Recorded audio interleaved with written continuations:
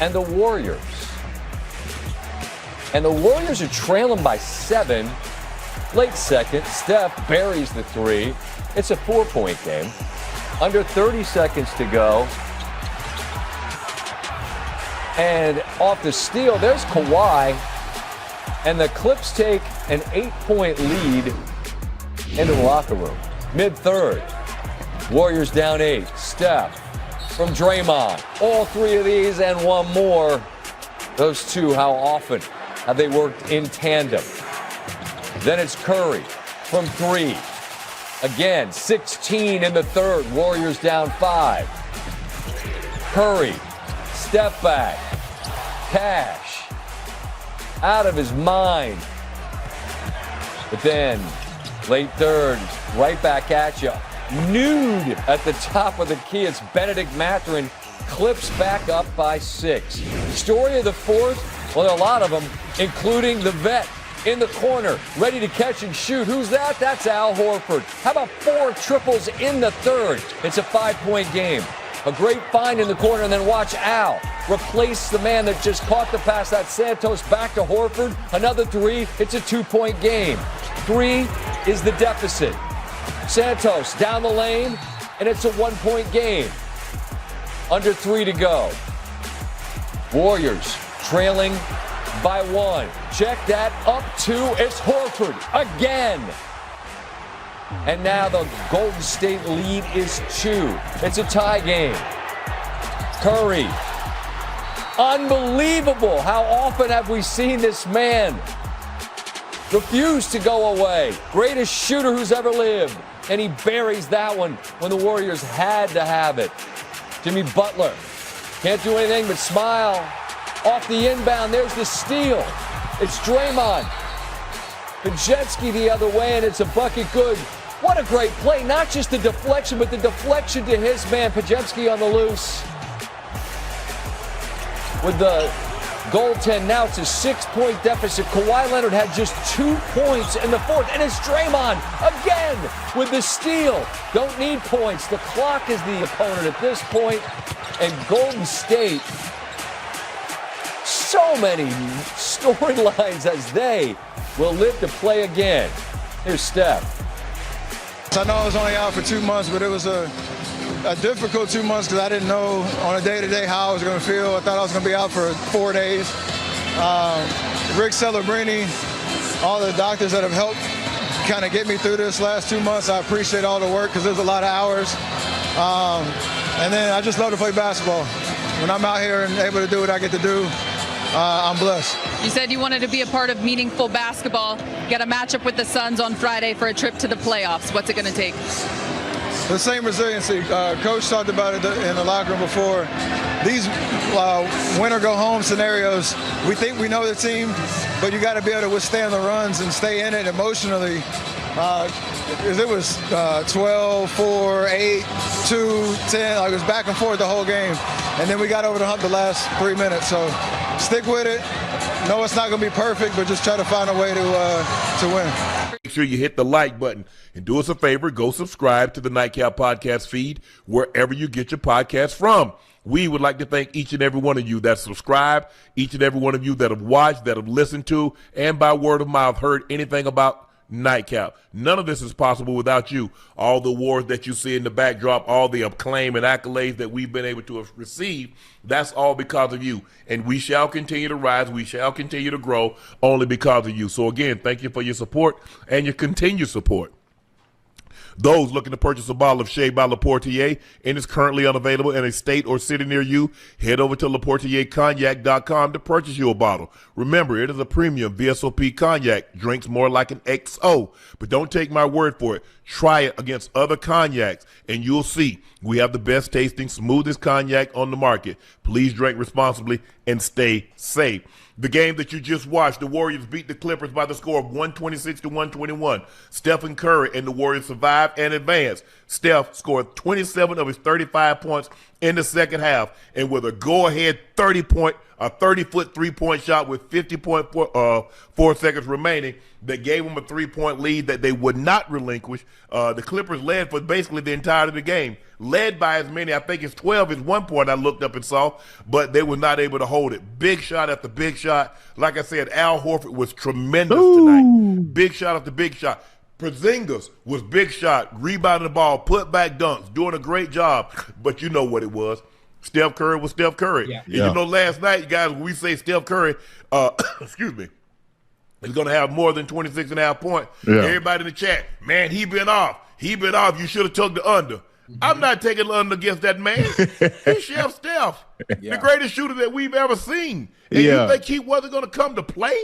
Yeah. With all those picks and all that running, he's going to, you know what I'm saying? I mean, he played 36 minutes. And you're like, well, damn, this man done been off all this time. How is he able to run like that and get shots up like he does? Because, Joe, like you said, when shooting free throws, if you tired, you clanking. Yep. This man shoot from 35 and making it after all that running. Joe, what did you like about with the Warriors? How were they able to win this game? Considering they were down as much as double figures for the entirety of the game, but somehow find a way to stay close and pull it out late in the ball game. Man, Argan Ocho, just pedigree of a champion, man. Yeah. You know, those guys have seen pretty much everything, and they answered the bell. It didn't look good all game. I mean, I thought the Clippers had the momentum pretty much the whole entire game until, Steph seemed like he got his second win because it seemed like it took him a little while to kind of get started. But once he got it going, you could not turn him off. And we always talk about, these megastars having great games and they have to bring guys along with them. Al Horford came along for the ride. Porzingis came along for the ride. Pod came along for the ride. Draymond, I thought he was probably the biggest difference, especially in that fourth quarter. The job that he did on Kawhi, wow. That's what you got to talk about. Kawhi is probably going to be a first-team All-NBA selection. Yeah. What he did on Kawhi was the night, 8 of 17, 21 points, 1 of 6 from the three. He did a tremendous job. Remember, the tip? They was about to get a 5-second. He stole the ball. Pod ended up getting an and-1 because they goaltended. He stole the ball again the next possession down. Yeah. Draymond was defensively. They did an unbelievable job on Kawhi tonight. Go ahead, Joe. You have to have guys, Uncle Ocho, who ain't scared to take the challenge. You know what I mean? Yes. And Draymond, he understands how great Kawhi is, but he took the challenge tonight to sit down in that chair, be disruptive, deny him the basketball. And then when he did catch the basketball, I thought he played great defense. He got the steal late, picked his pocket. Man, look, the Warriors they look good. Once Steph kind of got it going, Al hit them 3 threes in a row. I said, whoa. Yeah, Al turned back the hands of time. You see, my boy Al, he got it going there in that fourth quarter. It was fun to watch. Both teams played great, They both shot over 50% from the field, over 40% from three. I thought this was great championship caliber playoff type basketball. Mm-hmm.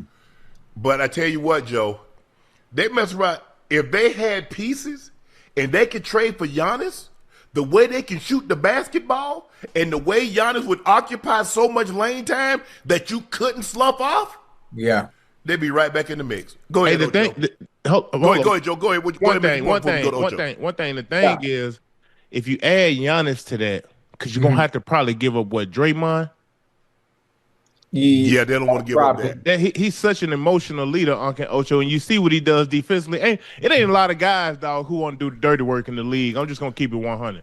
Yeah. You're right. It's the dirty work, and he is the pulse, the heartbeat of that team. But, Joe, those screens, that behind-the-back pass, you think about the pass. Yeah. Steph had the ball. He gave it to Draymond. Draymond went behind his back. Steph, boot, Steph. Away from Brook Lopez, out of bounds from 30. There are not very many guys. They have such a rapport. It's like Carson and Ocho. It's like me and Elway. It's like Mahomes and Kelsey. Yeah. A quarterback and a receiver, they see things. They know things because they have that type of relationship.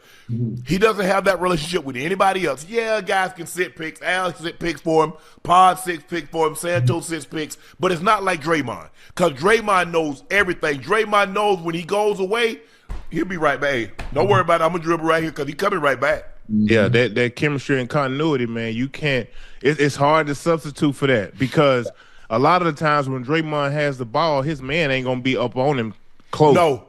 You know what I mean? So he knows that he's so smart and cerebral that he like, okay, boom. Whenever I got the ball, I'm just looking to set a pick. Bro, you come off my side, you're going to be open. You can do as many loop-de-loops as you want to. I'm going to be waiting for you to come around the block. You hear me?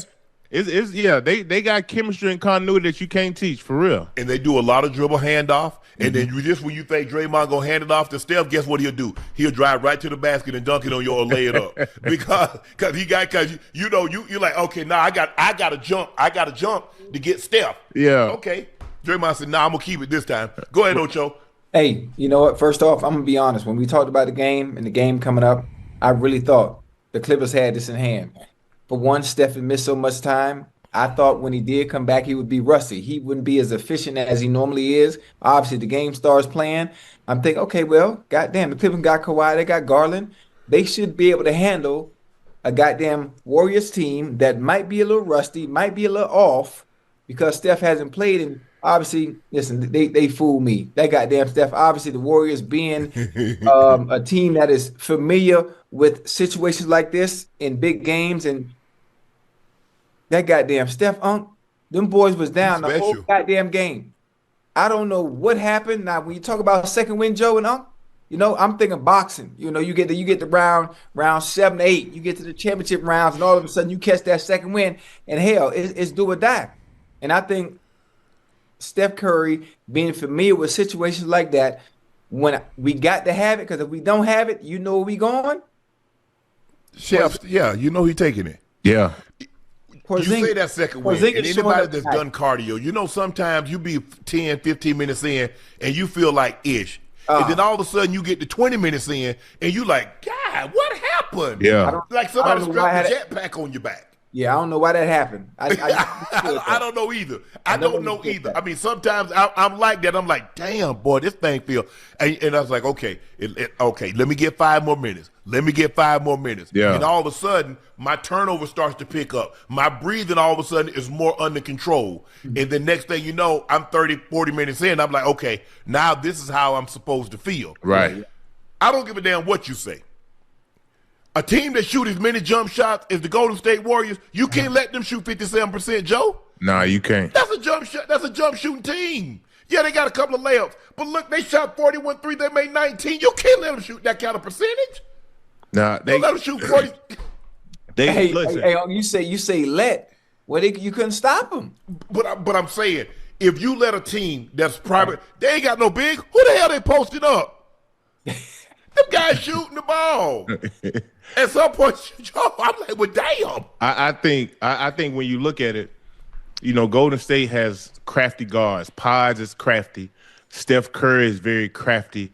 And they was in the teeth of their defense the whole night. Okay, Ocho, when you get when you in basketball, if you got guys who can get in the paint and touch that paint every time, get paint touches and spray out for 3 or get easy dump offs, I feel like that's what Golden State done the whole night. They outworked the Clippers to me. You know what I mean? They played harder. They seemed like they wanted it more, especially down the stretch. And Steph just put them on his back.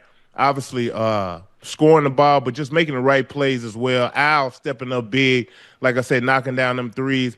Man, that was a huge win for them guys, man, considering everything that they done went through this whole entire season, to now try and get healthy and try and make a playoff spot. It's going to be tough if they do even get in that 8th spot, though. It's going to be tough. So, hey, Uncle Joe. Be tough. Well, hold on. Be tough for what? It's gonna be. I'm saying if they make the 8th spot, hell, they. So you like them on OKC? Man, no. Oh, no, sir. Oh, but you said they could get a game. I ain't even saying that. I'm saying it's gonna be tough. What you say it's gonna be tough? Hold on. I'm saying it's gonna be tough on them. Yeah, it's gonna be tough on them. Okay. They do. I stand corrected. Hey, they do all this fighting and wrestling right now, and then you finna have to fight and wrestle on Friday. Yeah. By the time you play OKC, they've been rested for 2 weeks. Boy, they gonna be running something. Yeah, and that means they would have them on Sunday. Yeah. Hey, so we can both, we all three of us can agree that if they do get the 8th seed and have to face OKC, it's gonna be a gentleman's sweep, then, right? Well, they gotta go into Phoenix and beat Phoenix. Now, what we think about that matchup, huh? I'm like Golden State.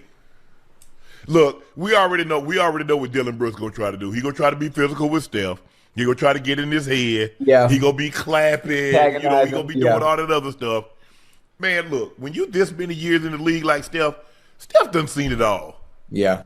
From Lance Stevenson to all these other guys that's come along. Pat Bev, same way. Yeah. That don't bother Steph. I don't know. I ain't gonna lie to y'all. I enjoyed the performance tonight, but Yeah. I ain't gonna get ahead of myself with this game they got against Phoenix. We got to give obviously give the Warriors some credit, but I thought Kawhi looked great early. It seemed like he got tired. I don't think he played 40 minutes the whole season. Okay, Ocho, I think he eclipsed. Unless they went overtime. I'm sure he eclipsed 40 minutes tonight. I think they had a lot to do 40 on the head. He played 40 on the head. Yeah, I think they had a lot to do with. I think they had a lot to do with him being a little fatigued down the stretch. If you just want me to be honest.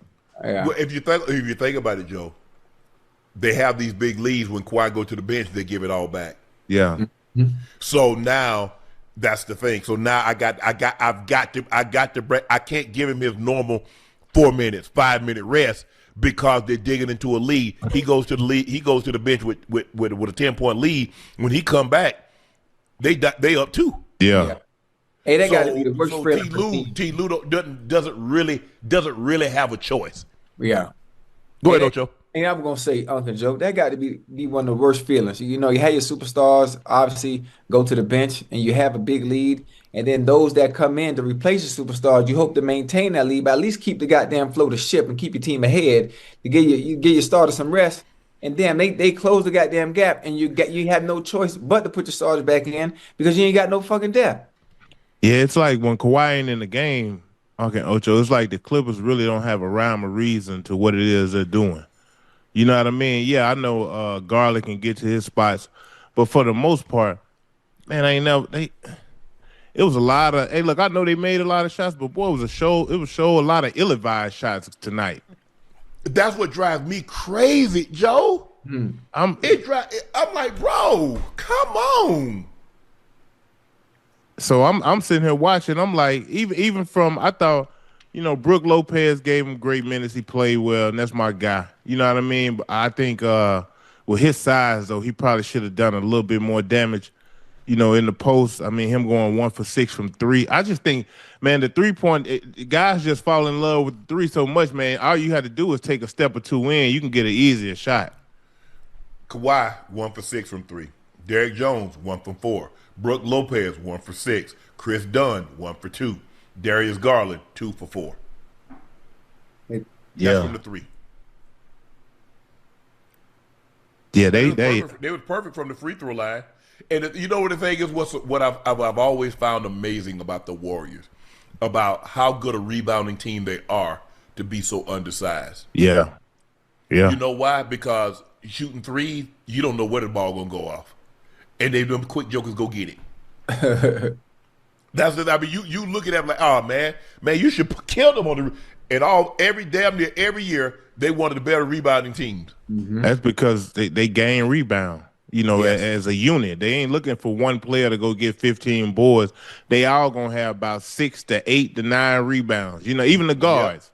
Yeah. And I think that definitely helps them out a lot, especially in like transition when guards get the rebound. Uncle Ocho, that's like a fast break. You pushing it out, get on the break quick, and you got to find them shooters. So they always gonna have space to be able to get in the paint, create, and cause havoc. And that's pretty much what they did tonight. Yeah, what you call them, and the turnovers. I mean, and Golden State was sloppy. Golden State had 20 turnovers. The Clippers only had 17, but it's when they had the turnovers. Yeah, you saw Joe and Ocho. You saw they had like 3 or 4 really late in the ball game, and they had back-to-back turnovers. After Steph hit the 3, guess what? They get a steal. Hey, now it's a 5-point game. Now guess what? Kawhi bring the ball up. Draymond strip him again. Yeah. Hey. So it's this is what I tell people. It's like all turnovers aren't created equal. Yeah. A quarterback throws an interception in the first quarter. It ain't the same if he throws an interception with 2 minutes left in the ball game in the fourth. Right. Yeah. So you're like, well, but they only had 17. The other team had 20. Okay, that's 17. So how did they get to that number 17? Look at the last 3 to 4 turnovers when they took place. Yeah, they were crucial. That was really the difference in the ball game. Yeah, those were crucial mistakes. Especially you got to be able to execute. You got to be able to execute in those moments. And they were very uncharacteristic for the Clippers too, because especially Kawhi in those late game situations. Yes, that's why I can. I look at like the fatigue, or we always talk about how the game is ramped up to another level when we get in the postseason and the playoffs. Yeah, and a lot could have had to do with Kawhi, especially down the stretch, with him being a little tired playing all the minutes. I just feel like, man, Draymond done a hell of a job on Ocho in that fourth quarter. Getting him tired. Huh? Oh man, I'm talking about maybe that's what it was, Joe. Maybe that's what because a lot of times you start to make mistakes when you get tired. The mind starts to drift, and all of a sudden you do uncharacteristic things. You see it? Yeah. Draymond still in there shaking everybody's hand in the arena. Is it? He's still man, Draymond.